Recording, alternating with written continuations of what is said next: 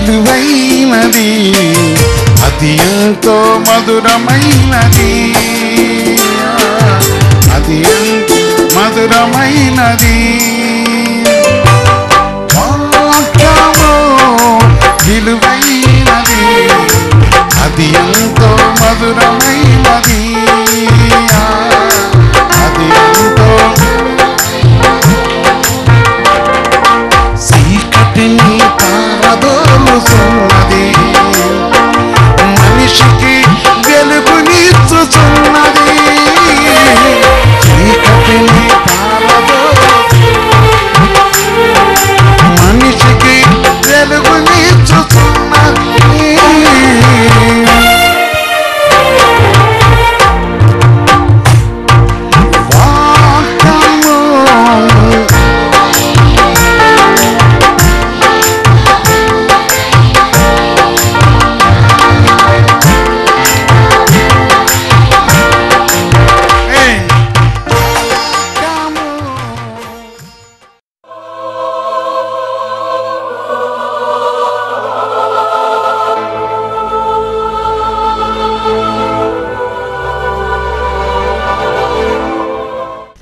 సహోదరి సోదర, దేవుడు తన ప్రేమను మనకు అనుగ్రహించి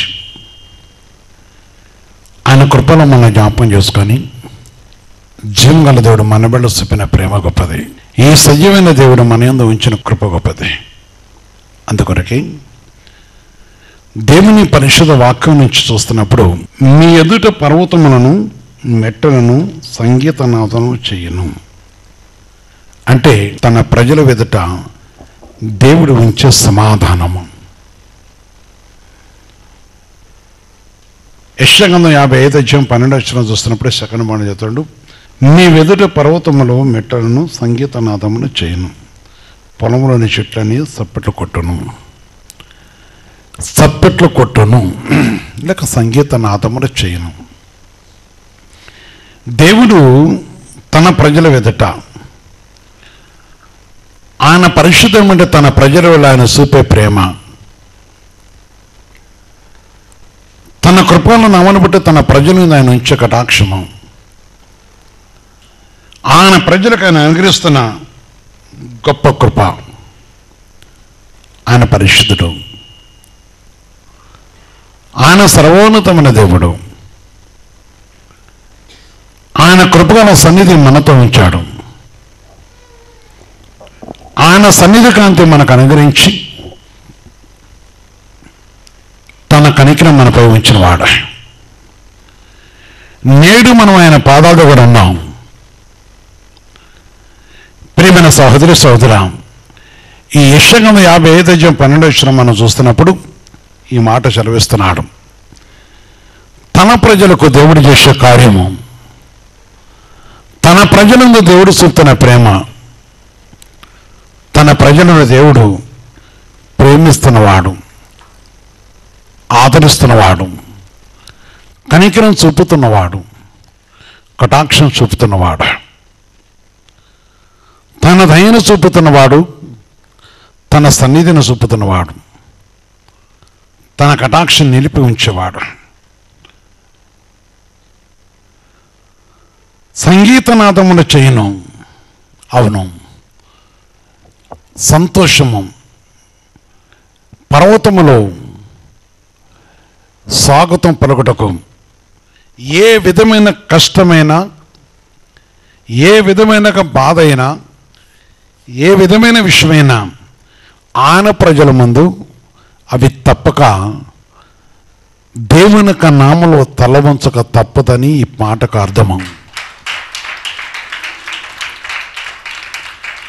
దేవుని యొక్క ప్రజలకు దేవుడు అనుగ్రహించే కటాక్షాన్ని బట్టి, దేవుడు అనుగ్రహించే మహాకృపను బట్టి, ఆయన కృపల సన్నిధిని బట్టి, ఆయన పరిశుద్ధమైన సన్నిధిని బట్టి సంతోషము లేక ఆయన కలగజేసే విషయము. దేవుని నామం ఘనమైనది, దేవుని సన్నిధి బలమైనది, దేవుని యొక్క సన్నిధి ఉన్నతమైనది, దేవుడు చలవిచ్చే ప్రతి మాట కూడా శ్రేష్టమైనది. అందుకొరకే పరిశుద్ధాత్మ దేవుడు చెప్తున్న ఒక మాట, పర్వతములు దేవుని మాటకు లోపడ్డప్పుడు ఆలోచించండి. సర్వోన్నతమైన దేవుడు చదివిస్తున్న మాట, మీరు సంతోషంగా వెళ్ళుదురు. వారున్న పరిస్థితిని బట్టి, వారున్న విధానాన్ని బట్టి దేవుని మాట ఎప్పుడు నిరర్ధకమైనది కాదన్నట్టుకి దానిపైన మనం చూస్తే 11వ వచనం చూసినప్పుడు దేవునికి వాక్యం చదువుతుంది. నిష్ఫలముగా నా యొద్దకు మళ్ళక అది నాకు అనుకూలమైన దాన్ని నెరవేర్చును, నేను పంపిన కార్యము సఫలము చేయను. అంటే దేవుని యొక్క వాక్కు, దేవుని యొక్క మాట తన ప్రజలకు ఏం చేస్తుంది? సఫలం చేస్తుంది, వారిని విడిపిస్తుంది, వారు ఏమో చేస్తుంది. అందుకని వారున్న బంధకంలో నుండి, వారున్న బాధలో నుండి, వారున్న రోధంలో నుండి, వారున్న శ్రమలో నుండి, వారున్న కష్టముల నుండి, వారున్న విరుకుల నుండి, వారున్న ఇబ్బందుల నుండి, వారున్న నానా విధమైన భూ సంబంధమైన కష్ట నష్టముల నుండి బంధింపబడ్డవారు. బంధింపబడ్డవారు కనుక బంధింపబడ్డ ప్రతి వారిని విడిపించి, వారికి సంతోషం కలిగించి, వారి ప్రయాణానికి అడ్డుకొచ్చే ప్రతి పర్వతం కూడా ఏం చేస్తుందట? సంగీతనాదంలో. పర్వతాలు అంటే మనుషులు ఏం చేస్తారు? సంగీతనాదంలో పాడాలి. తన కృపను బట్టి కనికరించి, అందుకని అంటున్నాడు, ప్రభు సన్నిధిలో చూసినప్పుడు పొలంలోని చెట్లనియు సప్పట్లో కొట్టును. ఏం కొడతాయట?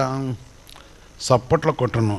మీ ఎదుట పర్వతములో మెట్టులను సంగీతనాదంలో చేయును, పొలంలోని చెట్లనియు సప్పట్లో కొట్టును. పొలములో చెట్లు, పొలము, మంచి పొలము చూసి దాన్ని తీసుకొని, మంచి పొలము తెచ్చి దాన్ని తీసుకొని దాంట్లో ద్రాక్ష వరి నాటెను.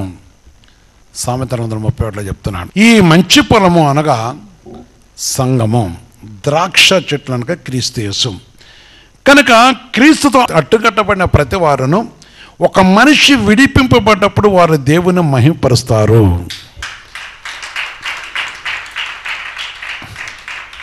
ఒక మనిషికి బంధకుని విమోచింపబడితే వారు దేవుని నామని కీర్తిస్తుంటారు. అందుకని వారు కీర్తన పాడుతూ ఏం చేస్తారట? వారు సంగీతనాదములు చేయొచ్చు, సంగీతనాదములు చేయొచ్చు. ఆలోచించండి. దేవుని యొక్క మాట బలమైనది, దేవుని వాక్కు. అందుకే కీర్తన 29:11 చూస్తున్నప్పుడు దేవుని వాక్యం చదువుతుంది. యెహోవా తన ప్రజలకు బలమును అనుగ్రహించును, యెహోవా తన ప్రజలకు సమాధానము కలగజేసి ఏం చేసేవాడు? ఆయన బలము పొందేవాళ్ళు, ఆశీర్వాదం పొందేవారు, సమాధానము కలగజేసేవాడు. దేవుని పరిశుద్ధ కొన్నాను బట్టి సమాధానం, పరిశుద్ధ దేవుని సన్నిధిలో సమాధానం. అందుకే ఇక్కడ యెషయా చూస్తున్నప్పుడు కూడా 55:13 ఏమంటే, ముండ్ల చెట్లకు బదులుగా దేవదారు వృక్షములను మురుసును, దురదగుండ్ల చెట్లకు బదులుగా గొంజు వృక్షములను వెదుగును. అది యెహోవాకు ఖ్యాతిగాను, ఆయనకు కొట్టివేయబడని నిత్యమైన జ్ఞాపక సూచనగాను ఉండును. ఎట్టుంటాం మనము? కొట్టివేయబడిన కుటుంబము, జ్ఞాపకార్థ సూచన ఉండే కుటుంబము, పరిశుద్ధాత్మ కుటుంబం. అందుకని యెహోవా సన్నిధిలో ఏం దొరికి ఏమున్నది? బలమును, సమాధానమును, ఆశీర్వాదం ఉంది. కనుక వీరు దేవుని యొక్క వాక్యం, భూమి మీదకు దేవుడు పంపిన వాక్కు, విడుదల పొందుతావు, విమోచింపబడతావు, విడిపిస్తబడతావు అనే మాటని, సమాధానము నీకు దొరుకుతుందని చెప్తున్న మాట నిష్ఫలముగా నా యొద్దకు మరలక అది నాకు అనుకూలమైన దాన్ని నెరవేర్చును. అమేన్, అమేన్, అమేన్. నేను పంపిన కార్యము సఫలము చెయ్యను. ఏ కార్యము? నేను పంపిన కార్యము. ఏ కార్యము? కార్యం. ఇది దేవుడు చేసిన కార్యం అంటారు. అవునా కాదంటారా? ఒక వ్యాధి అయ్యా దేవుడు కార్యం చేసిండు అంటారు కదా. ఒక విషయంలో కుటుంబంలో ఒక సమస్య ఉన్నది, ఒక బాధ ఉన్నది, ఒక రోదన ఉన్నది.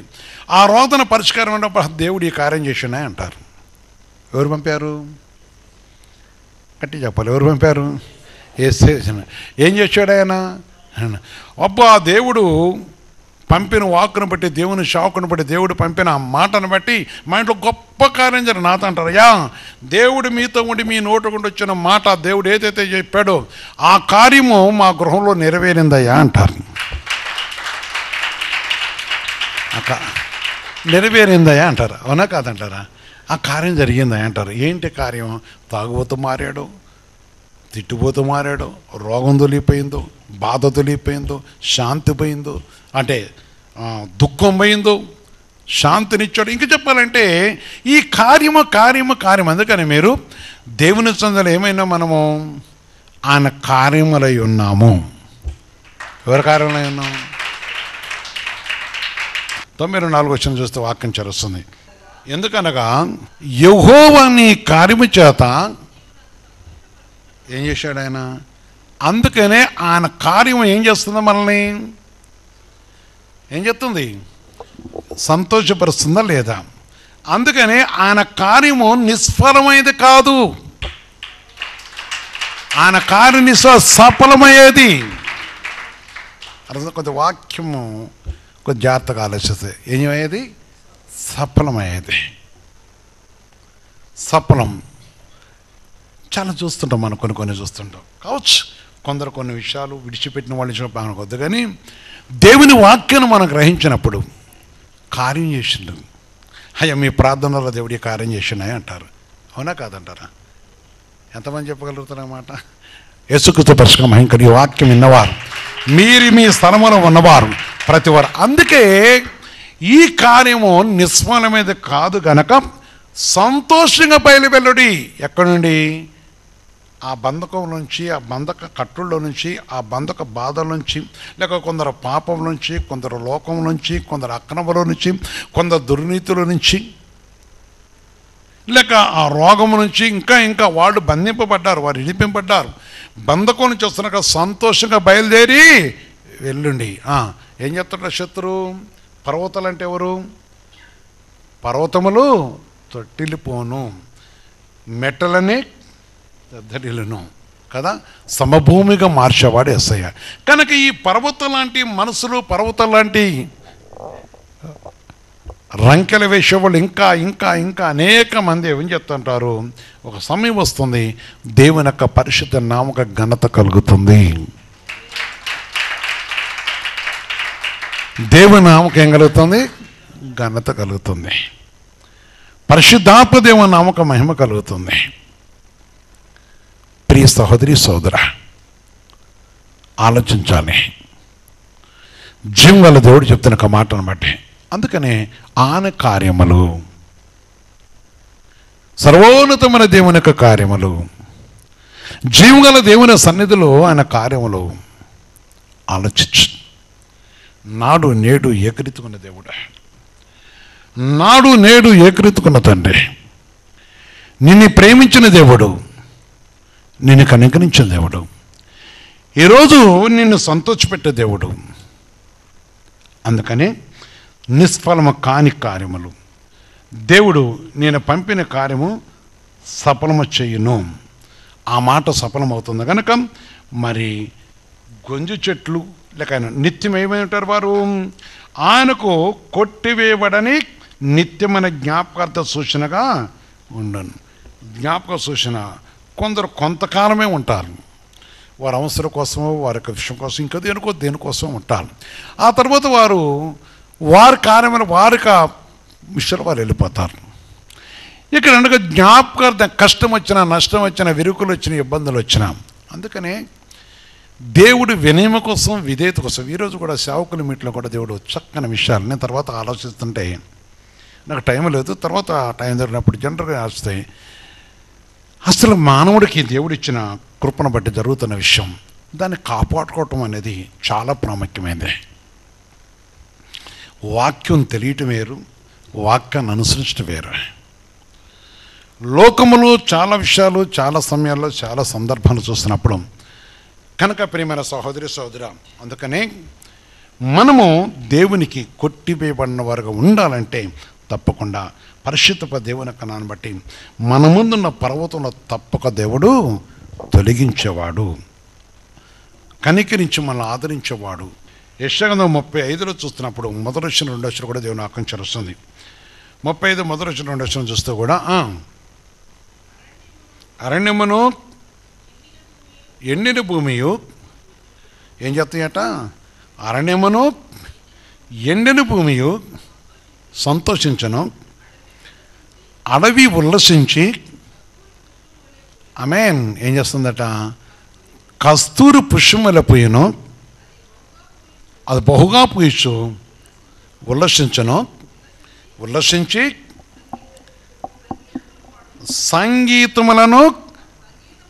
సంగీతముల పాడును, లెబాను సౌందర్యము దానికి కలుగును, కర్మేలు షారోలు కొన్న సొగసు దానికుండను. యేసుక్రీస్తు పరిశుద్ధ మహిమ కలగాక. ఏంటిదది? వెండిన భూమి. అవి యెహోవా మహిమను, మన దేవుని తేజస్సును ఏం చూస్తున్నాయి? దేవుని తేజస్సును, యెహోవా మహిమను చూచును. ఏం చూస్తున్నాయి? ఏంటది? అడవి. ఏంటది? అరణ్య భూమి. ఏ భూమి? లెక్క లేనిది. దానికి దాని అరణ్య భూమిలో లెక్క చేయరు. అనగా ఒక మనిషి బాధలోనూ కష్టంలో వీడి బతుకు అడవి రోవాలు అయిపోయిందని అంటారు. వీడి బ్రతుకు అడిపాలైంది, వీడి కొన్నిసార్లు కొందరిని ఏమంటారంటే అడవిలో పూసిన ఎన్నెల లాంటి వాడు వీడు అంటారు. అలాంటి జీవితాలను ఏం చేస్తున్నాడు దేవుడు? ఆయనకు సొగసుగా మార్చుకునేవాడు. ఎంత గొప్ప దేవుడు! వాళ్ళ పేదవారు కావచ్చు, దిక్కులేని వారు కావచ్చు, తల్లిదండ్రులు కావచ్చు, ఇంకా చెప్పాలంటే ఎన్నో ఎన్నో ఎన్నో విషయాలు వారు నిరుపేదలై ఉండొచ్చు. అనేక విషయాలు వారి జీవితంలో ఏమీ లేని వారు అయి ఉండొచ్చు. కానీ వారిని ఏం చేస్తారు దేవుడు? సొగసుగా మార్చుకుంటాడట. ఆయన సొగసుగా, ఆయన బిడ్డలుగా, ఆయన సొత్తుగా, వారు ఒంటరి వారే. నేను కొన్ని విషయాలు వింటుంటాను, చాలా విషయాలు వింటుంటాను. ఏది నా అంతరాత్మల నెల నేను కొన్నిటైల్లో కొన్ని విషయాల్లో ఇంట్లో పంచుకుంటాం అంతవరకే. కానీ కొన్ని అంటే మామూలు మాట్లాడతాను అంతే. కానీ ప్రియమైన సహోదరి సహోదరా, దేవుడి శక్తిమంతుడా. అని నరికివేయటం పిలవలేదు, వెండిపోవటం పిలవలేదు, వెండిపోవాటిని వెలిగింపచేయటం పిలిచిన వాడు. ఈ సమయం వాక్యం చదివిస్తుంది. 9వ వచనం మాట చెప్తారు. అక్కడ సింహం ఉండదు, క్రూర జంతువులు దాని ఎక్కవు, అవి అక్కడ కనపడవు. విమోచింపబడిన వారై ఎక్కడ నడుస్తారు? ఈ సొగసైన దేవుని యొక్క పర్వతం దగ్గర నడిచేవారు, దేవుని యొక్క రాజ్యములో ప్రవేశించేవారు. సమాధానమైన స్థలములో క్రూర జంతువు ఉండదు. ఒకడు క్రూర జంతువు ఉన్న అది ఏమైపోతుంది? అది కూడా సాధువైపోతుంది. చాలామంది మర్డర్ చేసిన వాళ్ళు, ఇక చెప్పాలంటే భయంకరమైన ప్రతి చిన్నదానికి కోపం వచ్చేవాళ్ళు, వీళ్ళందరూ కూడా దేవుడు ఆయన కృపను బట్టి ఈరోజు దేవుని సన్నిధిలో అనేక భయంకర విషయాల నుంచి వారిని విడిపించి ఆ కుటుంబాలకు ఏమి ఇచ్చాడు? ఆయన సమాధానం ఇచ్చాడు. లేదా ఆలోచించండి. వాక్యం వినేవాళ్ళారా? కొందరు నాతో అయ్యో తెల్లారితే 1 సంవత్సరం గడిచినట్టయా అనేవాళ్ళు కొందరు. ఏ టైంలో ఏమి జరిగిద్దో తెలియదు అనేవాళ్ళు. అలాంటి భయంకర క్రూరమైన జీవితాలను మార్చాడు, సమాధానం కలగజేశాడు, తన కృపల సన్నిధి కలగజేసినవాడు, ఆయన కటాక్షను కలగజేసినవాడు.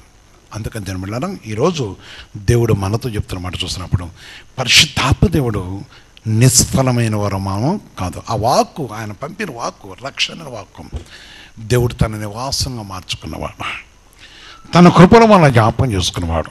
అందుకని ప్రేమికులారా, పరిశుద్ధ దేవునితో కలిసి యెషయా గ్రంథంలో 41 చూసి కూడా 18 వచ్చిన మాట చెప్తారు. 18-19 కూడా జనులు చూచి యెహోవా హస్తము ఈ కార్యం చేసిననియు ఇశ్రాయేలు పరిశుద్ధ దేవుడు దీన్ని కలగజేసిననియు తెలుసుకొని మనస్కరించి స్పష్టంగా గ్రహించినట్లు చెట్టు లేని మెట్టల మీద ఏం చెప్తారట ఆయన, నదులను పారజేసేదను, లోయల మధ్యను ఊటను ఉపచేసేదను, అరణ్యమును నీటి మడుగాను ఎండిన నేలను నీటి బుగ్గలుగాను చేసేదను. ఆమేన్, ఆమేన్, ఆమేన్. దేవుడు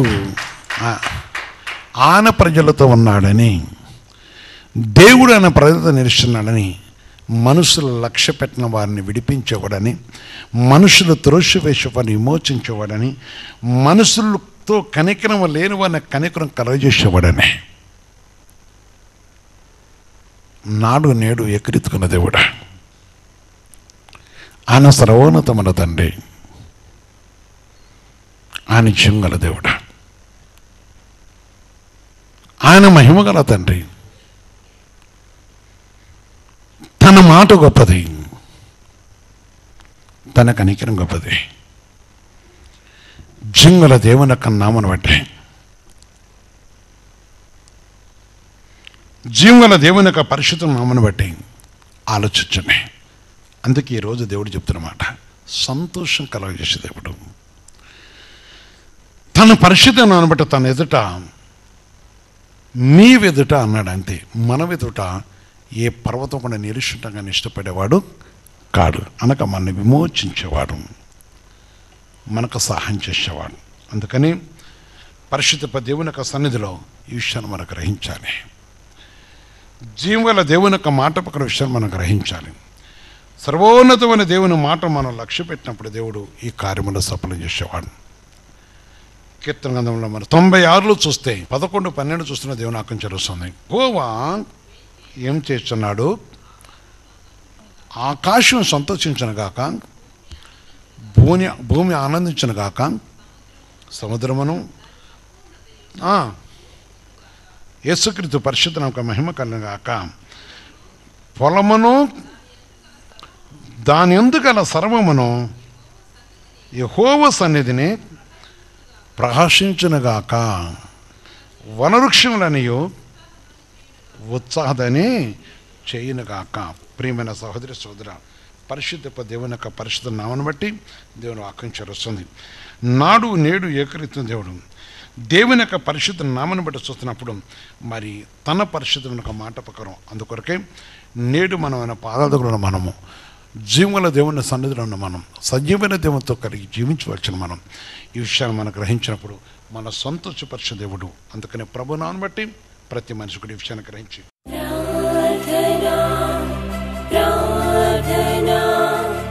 ఆదరించు యేసయ్యకు ప్రార్థన.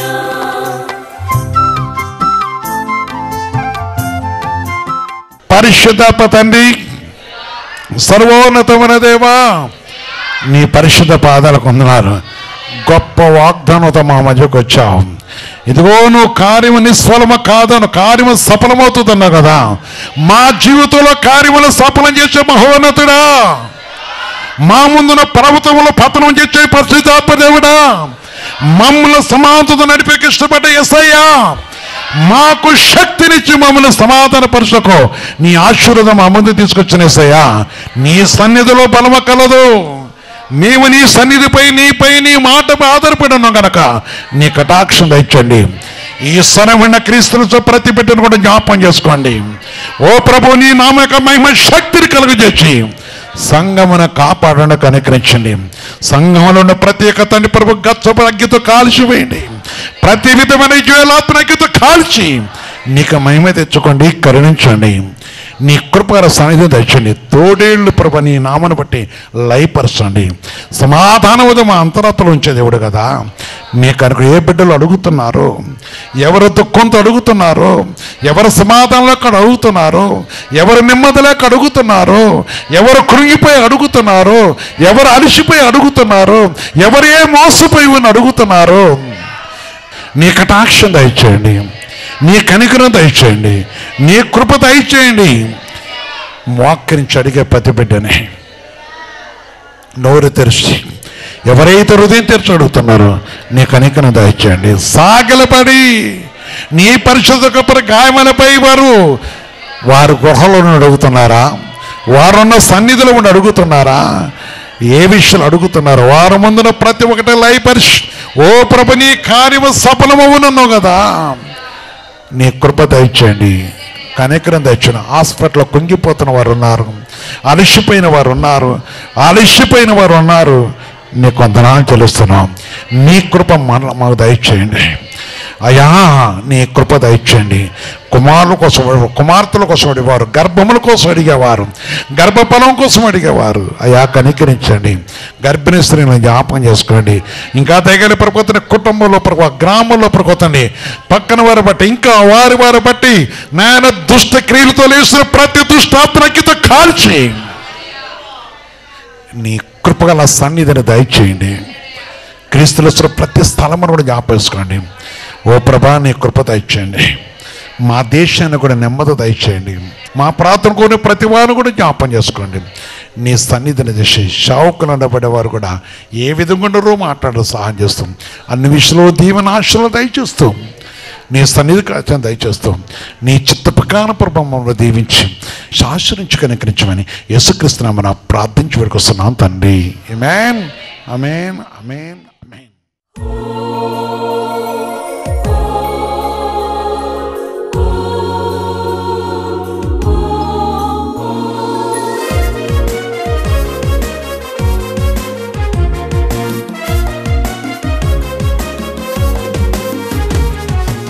అయ్యా నాకు పిరుస వచ్చి ఎవరు లేకుండా అనాథలుగా ఉంటే మా మామ తీసుకొచ్చి చెట్టు కాడ ఉంచి 13 రోజులు ఉన్నా. అయ్యా ఎంతో గొప్ప దేవుడు తండ్రి. అయ్యా నన్ను, నా కుటుంబాన్ని ఎంతో దీవించి ఆశీర్వదించింది దేవుడు. వారు ఫిట్స్తో ఉండేవాడు.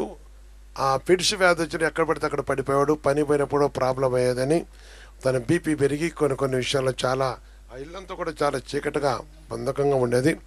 మరి ప్రభు యొక్క పరిశుద్ధను బట్టి వాళ్ళ మేనమామ గారు మరి ఇక్కడ తీసుకొచ్చిన తర్వాత దేవునికి సన్నిధిలో ప్రార్థించినాక ఆ పిడిచిన దేవుడు పరిపూర్ణ తొలగించాడు.